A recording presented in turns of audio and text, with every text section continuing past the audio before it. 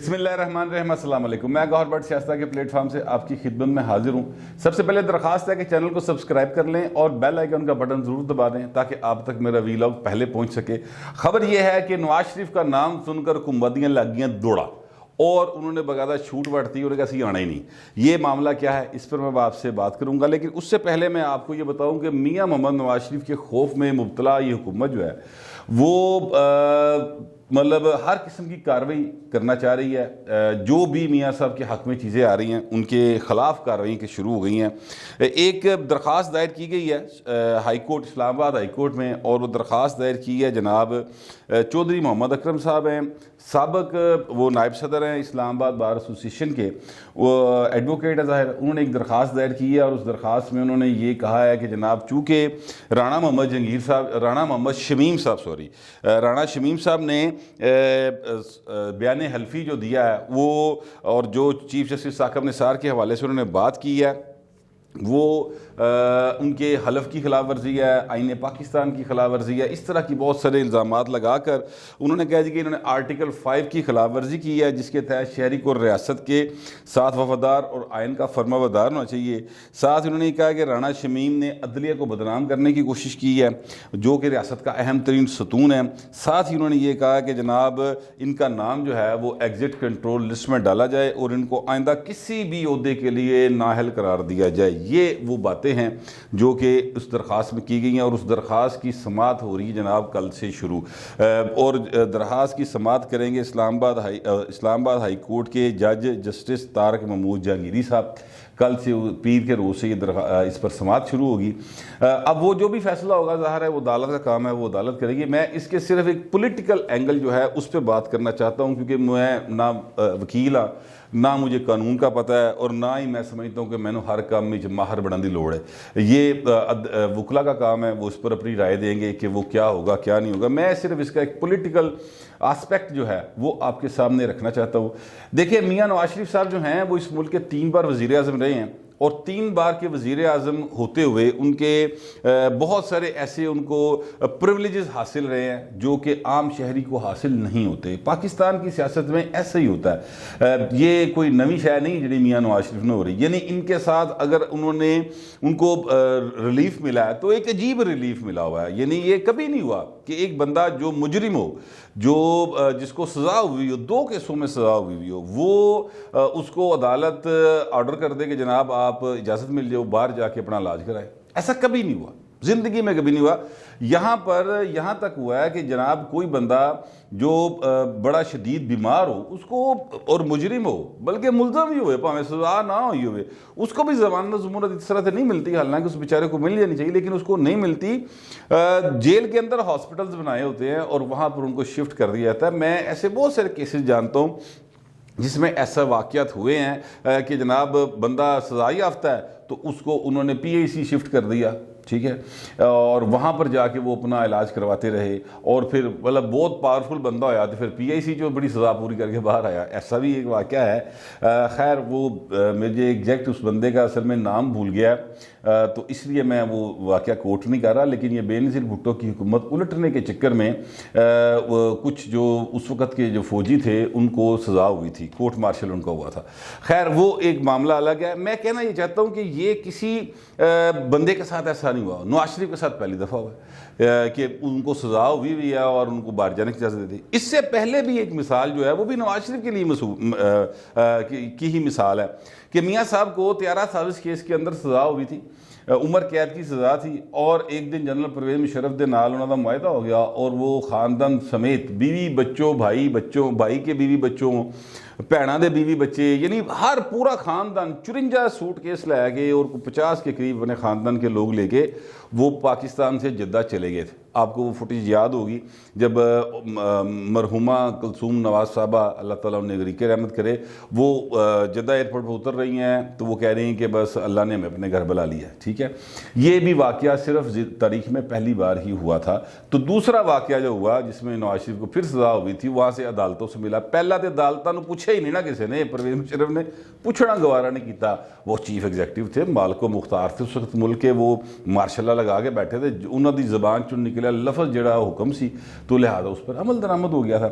یہ special treatment ہوا میاں نواز شریف کے ساتھ، اور اسی طرح اسپیشل ٹریٹمنٹ ہوا میاں نواز شریف کے ساتھ جب ان پر کیا کہنا چاہیے، ان کا احتساب کیا گیا۔ مثلا نواز شریف صاحب جو تھے وہ اقامہ کے اندر نکالے گئے اور پاناما کا کیس شروع ہوا تھا۔ پاناما سکینڈل تسی پورا پڑھ کے ویکھ لو، اس میں نواز شریف کا نام کہیں نہیں، بالکل کہیں کسی جگہ پہ نواز شریف کا نام نہیں ہے۔ آپ کو وہاں سے انہوں نے کہا کہ جناب یہ بچیاں کا نام آیا، یعنی حسین نواز کا نام آیا، تو چلو حسین نواز سے شروع ہوئی، تو اتوں کہانی پڑھی، نواز شریف نے پورا کھنگال لیا، وہ کچھ نہیں نکلیا۔ پھر نواز شریف کے نام دے نال انہوں نے ایک کامہ کڈیا کہ یہ پتر دی ایک کمپنی تھی جس میں سے وہ تنخواہ لے سکتے تھے، انہوں نے نہیں لی، تو لہٰذا اس کو اقامے میں نکال دیا پکڑ کے۔ یہ اسپیشل ٹریٹمنٹ، یعنی یہ ایسا حادثے لی گل ہے، باقاعدہ حادثے لی گل ہے، ٹھیک ہے، لیکن یہ ہوا، اور پاکستان کی عدالتوں نے کیا، اعلیٰ ترین عدلیہ نے کیا، اور ان ججز نے کیا، اور ساتھ انہوں نے سسیلین مافیا کا الفاظ استعمال کیے، یعنی ملک کے وزیر اعظم کو، sitting prime minister of Pakistan کے بارے میں یہ الفاظ استعمال کیے گئے۔ اسپیشل ٹریٹمنٹ بتا رہا ہوں جو کہ میاں صاحب کے ساتھ دونوں انتہاؤں پر کیا گیا، یعنی ایک انتہا یہ ہے کہ جناب انہوں نے سزا ہونے کے باوجود لندن میں ہوا کھا رہے ہیں، سکون کر رہے ہیں، اور دوسری انتہا یہ کہ ملک کا وزیر اعظم ہے اور اس کو سزیل معافی قرار دے کے اس کو اس کی نااہلی کی جاتی ہے، تا حیات نااہلی کی جاتی ہے۔ کم ایتھے نہیں رکیا، کم ایسو کے ودیا، کم یہ بڑھا کہ جناب پھر ایک ریفرنس دائر کیا گیا، اس ریفرنس میں کہ جناب 6 مہینے کے اندر اندر اس کی جو ہے نا اس پر فیصلہ آنا چاہیے۔ اسلام آباد کے سپریم کورٹ آف پاکستان نے ایک جج، نگران جج مقرر کر دیا۔ مجھے یاد ہے اسما جہانگیر صاحبہ اب دنیا میں نہیں رہیں، تب انہوں نے یہ سب سے پہلے بات کی تھی کہ یار یہ کون سی مثال قائم کر دی پکڑ کے آپ نے کہ جناب نگران جج لاتا۔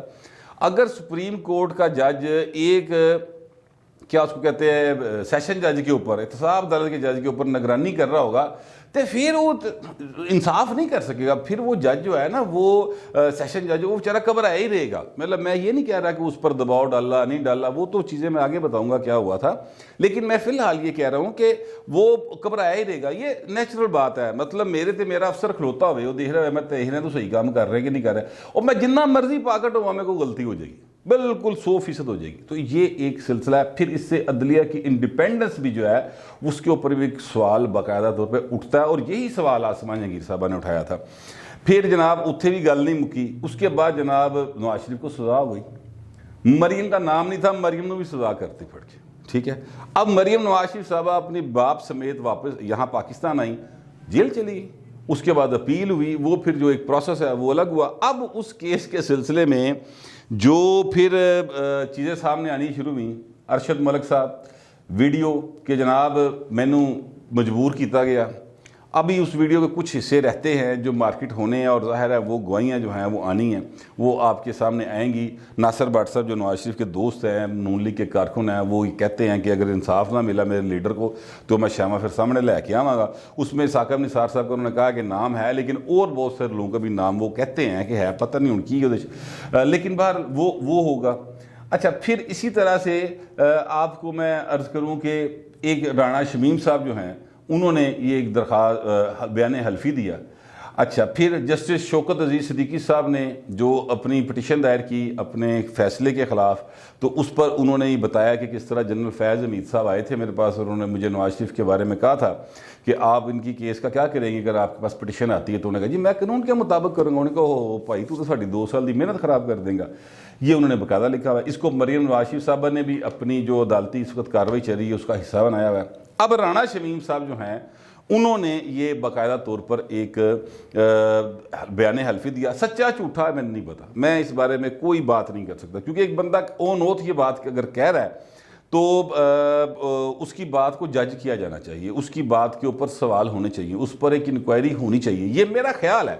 میں بالکل ایک جو کہتے ہیں نا بھولے پا، مطلب ایک عام ناگرک کی طرح، ایک عام شہری کی طرح میں یہ بات کر رہا ہوں کہ اس پر سوال اٹھتے ہیں اور بات ہونی چاہیے. لیکن چونکہ یہ میٹر بھی اس وقت جو ہے خبر چھپی اور اس کے بعد اسلام آباد ہائی کورٹ کے چیف جسٹس صاحب نے اس کا نوٹس لے لیا جناب اطہر من اللہ صاحب نے، اور وہاں پر زیر سماعت ہے 26 کو شاید اس کی سماعت ہے، تو یہ معاملہ بھی ادھر پینڈنگ ہے. اس پر بھی زیادہ بات قانونی اعتبار سے نہیں کی جا سکتی. میں نے بھاجی ابھی گل کی تھی کہ میرے خیال میں یہ سوال اٹھتا ہے. تو میاں صاحب کے ساتھ جو ٹریٹمنٹ ہے نا وہ اسپیشل ٹریٹمنٹ ہے، یعنی اگر نوازنا ہے تو اخیر نواز دینا ہے، اور اگر انہوں تننا ہے تو اخیر تن دینا. اب رانا شمیم صاحب جو ہیں ان کے خلاف ایک اور درخواست آ گئی.